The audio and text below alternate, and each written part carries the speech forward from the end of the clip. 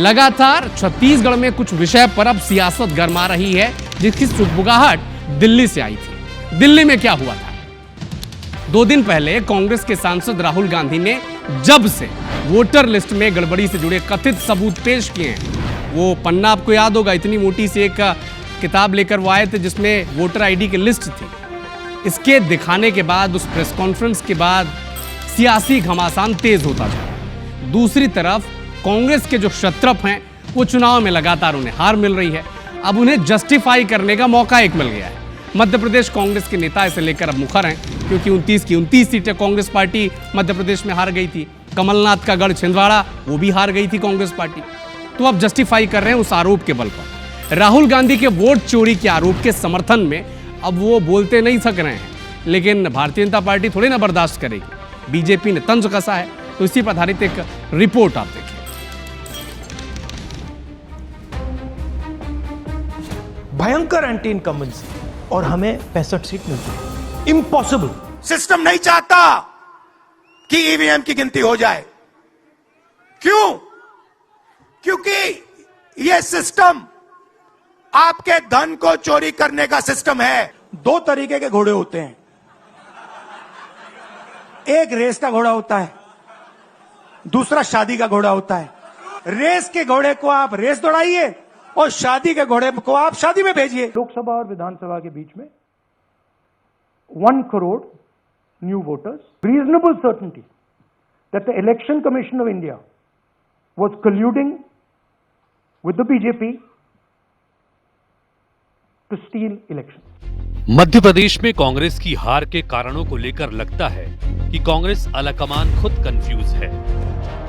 EVM के बिना नरेंद्र मोदी चुनाव नहीं जीत सकता है। चुनावों में मिल रही हारों को लेकर ईवीएम पर ठीकरा फोड़ने वाले राहुल गांधी ने बाद में मध्य प्रदेश में मिली हार के पीछे कांग्रेस के लंगड़े घोड़ों को जिम्मेदार ठहरा दिया था। यह रेस के घोड़े को शादी में भेज देती है और शादी के घोड़े को रेस में लगा देती है। लेकिन अब उन्होंने टारगेट की शिफ्टिंग चेंज करते हुए वोटर लिस्ट की धांधली को मुद्दा बनाते हुए चुनाव आयोग के खिलाफ मुहिम छेड़ दी है।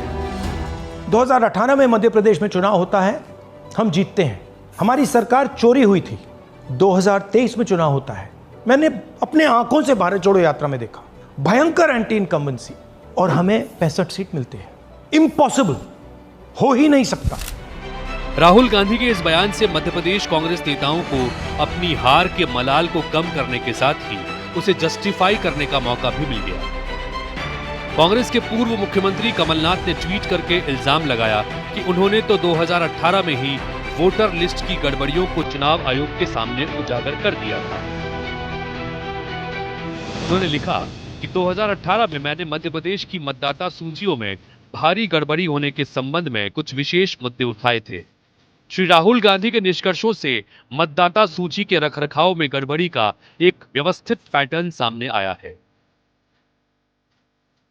राहुल गांधी की ओर से मध्य प्रदेश में वोटों की चोरी किए जाने के आरोप लगाने के बाद प्रदेश के कांग्रेस नेताओं ने भी इलेक्शन कमीशन के खिलाफ सोशल मीडियाई बयानबाजी के साथ ही जुमला जुबानी हमले भी तेज कर दिए हैं। राहुल गांधी जी ने कोई कहानी स्टेटमेंट नहीं दिया, उनने बाकायदा स्क्रीन पे पिक्चराइज करके एक चीज़ बताई कहाँ किस तरह से चोरी हुए हैं। आज़ादी को आज़ाद कराने के लिए अंग्रेजों से लोग लड़े थे, ऐसे ही वोट चोरों से भी लोगों को सामने आना चाहिए और आगाह होना चाहिए। राहुल गांधी ने कतई गलत सवाल नहीं उठाया। कांग्रेस नेताओं ने भाजपा की जीत को धांधलीबाजी से हासिल की गई जीत बताया, तो पलटवार करते हुए भाजपा नेताओं ने कांग्रेस को आईना दिखाने में देर नहीं लगाई। जिनका वोट बैंक ही जब्त हो गया है वो यही तो आरोप लगाएंगे। जिनका वोट बैंक ही जब्त हो गया है वो यही तो आरोप लगाएंगे। अब देखिए 18 में तो फिर उनकी सरकार बन गई थी, फिर कैसे बन गई? मतलब वो फर्जी वोट के माध्यम से सरकार में आए थे। मुझे लगता है कि ये नकारात्मक राजनीति है। सही मायने में जनता क्यों नकार रही है उन्हें, उस पर वो विचार करेंगे तो उनका भविष्य ठीक हो सकता है।